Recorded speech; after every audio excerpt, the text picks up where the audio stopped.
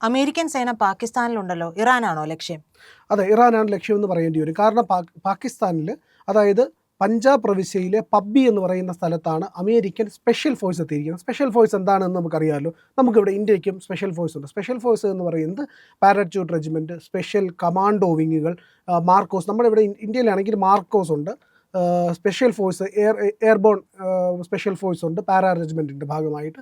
പിന്നെ അതുപോലെ തന്നെ മറ്റൊരു സ്പെഷ്യൽ ഫോഴ്സ് എന്ന് പറയുന്നത് നമ്മുടെ ഗരുഡ് എന്ന് പറയുന്ന എയർഫോഴ്സിൻ്റെ ഗരുഡ് ഉണ്ട്. അതൊരു കമാൻഡോ ഫോഴ്സാണ്.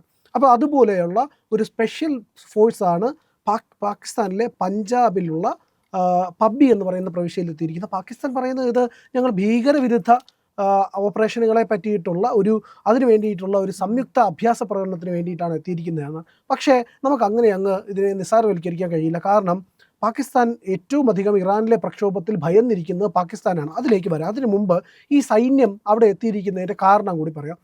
പെട്ടെന്ന് ഒരു നീക്കം നടത്തണമെങ്കിൽ, അമേരിക്കൻ സേനയ്ക്ക് ഒരു നീക്കം നടത്തണമെങ്കിൽ അത് പാകിസ്ഥാനിൽ നിന്നാണ് ഇറാനിലേക്ക് കയറാനായിട്ട് ഏറ്റവും എളുപ്പം. ഏറ്റവും സുരക്ഷിതമായ വഴിയും അത് തന്നെയാണ് എന്നുള്ളതാണ്. പെട്ടെന്ന് പറന്ന് അവിടേക്ക് ചെല്ലാൻ കഴിയും, അധിക ദൂരമില്ല. കാരണം പാകിസ്ഥാനും ഇറാനും തമ്മിലുള്ള അതിർത്തി എന്ന് പറയുന്നത് ഏതാണ്ട് 900 കിലോമീറ്ററാണ്. അത്രയേറെ വലിയൊരു അതിർത്തി മേഖല ഇവർ പങ്കിടുന്നുണ്ട്.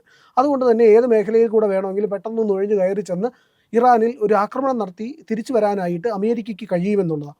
അത്ര വലിയ ഒരു സേന, ഇല്ലെങ്കിൽ അത്രയും പവർഫുള്ളായിട്ടുള്ള ഒരു സേനയാണ്. ക്വിക്ക് ആക്ഷന് വേണ്ടിയൊക്കെ ഉപയോഗിക്കുന്ന സേനയാണ്. നമ്മൾ അമേരിക്കയുടെ ഡെൽറ്റ ഫോഴ്സിനെ പറ്റി നമ്മൾ ഈ ദിവസങ്ങളിലെല്ലാം കൃത്യമായിട്ട് അറിഞ്ഞത്, വെനിസ്വേലയിൽ എങ്ങനെയാണ് ഓപ്പറേഷൻ നടത്തിയത് എന്നുള്ളത്. അപ്പോൾ വിവിധ കാര്യങ്ങൾ ഇതുമായിട്ട് ബന്ധപ്പെട്ട് നിലനിൽക്കുന്നുണ്ട്. ഇറാനുമായിട്ട് വ്യാപാരം നടത്തുന്ന രാജ്യങ്ങൾക്ക് മേൽ 25% തീരുമ ചുമത്തുമെന്ന് ട്രംപ് പറഞ്ഞിരിക്കുകയാണ്. അതായത് അത് ഇന്ത്യക്ക് കൂടിയുള്ളൊരു പണിയാണ്. അപ്പോൾ എന്തുകൊണ്ട് എന്ന് പറഞ്ഞു കഴിഞ്ഞാൽ അവരുമായിട്ട് വ്യാപാരം നടത്തരുത്, അവിടെ ഒരു ആഭ്യന്തര പ്രശ്നം നടക്കുകയാണ്, അവിടെ ഒരു ഭരണമാറ്റം അനിവാര്യമാണ്. കാരണം അമേരിക്കയുടെ താല്പര്യങ്ങൾ അവിടെ നടപ്പാക്കണം.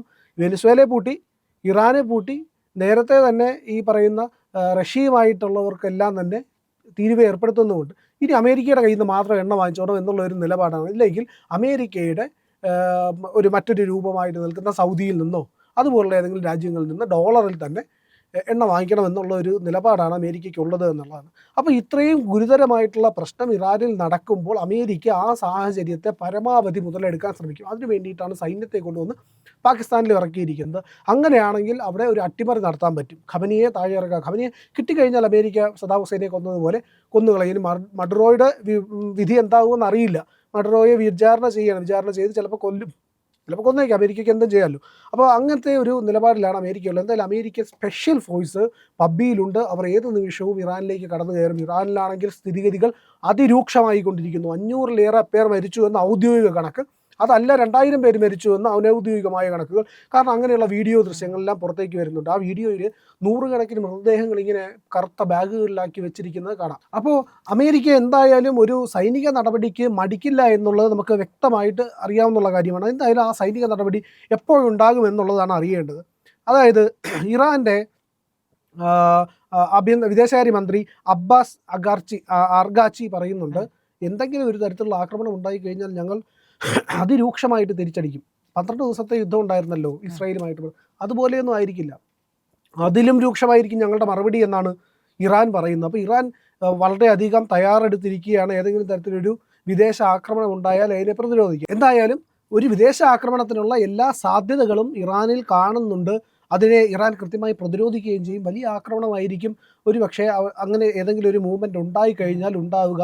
അത് തിരിച്ചടി ശക്തമായിരിക്കും, ഗുരുതരമായിട്ടുള്ള യുദ്ധത്തിലേക്ക് പോകും. പല രാജ്യങ്ങളും ഇടപെടും.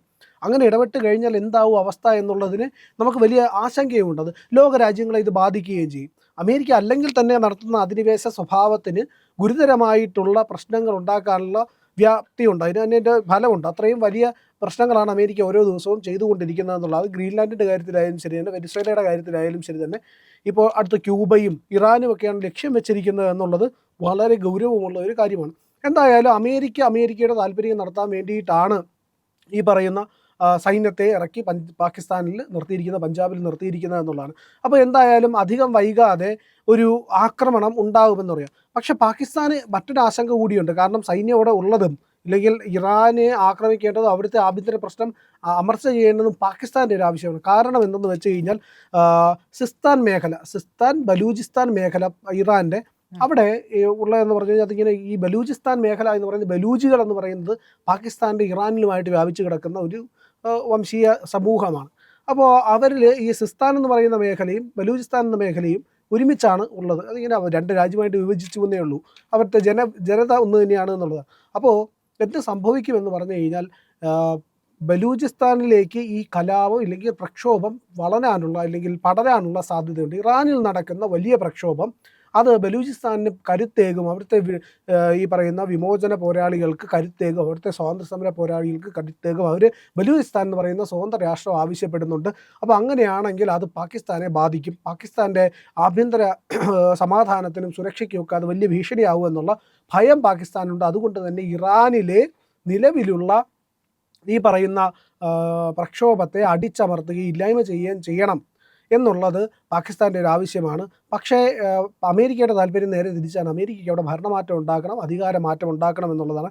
അങ്ങനെ ഒരു അധികാരമാറ്റം ഉണ്ടാക്കാനാണെങ്കിൽ കൂടിയും അവിടുത്തെ പ്രക്ഷോഭം ഒന്ന് അമർച്ച ചെയ്ത് കിട്ടിയാൽ പാകിസ്ഥാൻ വലിയ ആശ്വാസമാണ്. അവർ ഒരു അധികാരമാറ്റം ഉണ്ടാക്കിയാൽ. എങ്കിലും പാകിസ്ഥാൻ ഭയക്കുന്നുണ്ട് ബലൂചിസ്ഥാനിൽ ഒരു പ്രശ്നമുണ്ടായി, അത് കത്തിപ്പടരുകയാണെങ്കിൽ, അത് ആളിക്കത്തുകയാണെങ്കിൽ, അവിടെ ഒരു വിമോചന പോരാട്ടം അത് വിജയം കൈവരിക്കുകയാണെങ്കിൽ പാകിസ്ഥാൻ്റെ ഒരു ഭാഗം നഷ്ടപ്പെടും. അവർ സ്വതന്ത്ര രാജ്യമായിട്ട് സ്വയം പ്രഖ്യാപിക്കുമെങ്കിൽ യുദ്ധത്തിലേക്ക് കാര്യങ്ങൾ പോകും.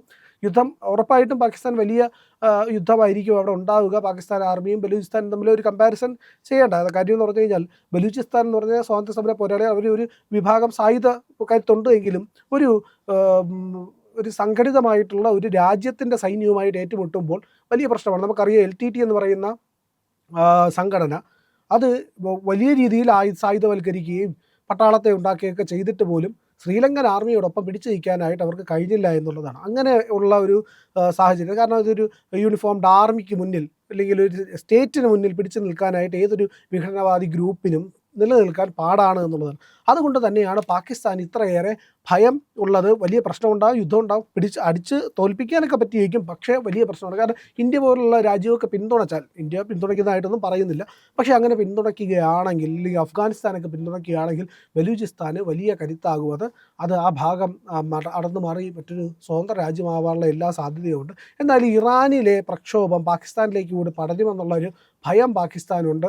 അതുകൊണ്ട് തന്നെയാണ് അമേരിക്ക അവിടെ പിടിച്ചു നിർത്തിയിരിക്കുന്നതും സൈന്യത്തെ പിടിച്ചു നിർത്തിയിരിക്കുന്നതും സൈന്യം അവിടെ നിൽക്കുന്നതും ഇറാനിലേക്ക് കടന്നു കയറാനുള്ള ശ്രമം നടത്തുന്നതൊക്കെ. സ്പെഷ്യൽ ഫോഴ്സ് കൂടിയാണ്, അവർക്ക് അതിവേഗത്തിൽ ആക്രമണം നടത്താൻ കഴിയും, ഖമനിയെ തീർക്കാനും കഴിയും. ഖമനിയെ തീർക്കുക എന്നുള്ളത് തന്നെയാണ് അമേരിക്കയുടെ ലക്ഷ്യം. കാരണം അത് ഇസ്രായേലിൻ്റെ ആവശ്യമാണ്. ഇസ്രായേലിനോട് ഒരുങ്ങിയിരുന്നോളാൻ പറഞ്ഞിരിക്കുന്നതും അമേരിക്കയാണ് എന്നുള്ളതാണ്. അപ്പോൾ ഗുരുതരമായിട്ടുള്ള ഒരു ആക്രമണത്തിലേക്ക് ഇല്ലെങ്കിൽ ഒരു പ്രശ്നത്തിലേക്ക്, പ്രക്ഷോഭത്തിലേക്ക് ഈ പറയുന്ന കാര്യങ്ങൾ കൊണ്ടെത്തിക്കും. അത് അവിടെ അധികാരമാറ്റത്തിന് കാരണമാകും എന്നുള്ള കാര്യത്തിൽ സംശയമില്ല. അമേരിക്കയുടെ സൈന്യം പാകിസ്ഥാനിൽ ഇറങ്ങിയിരിക്കുകയാണ്. അത് ഖമനിയെയാണ് ലക്ഷ്യം വയ്ക്കുന്നത്.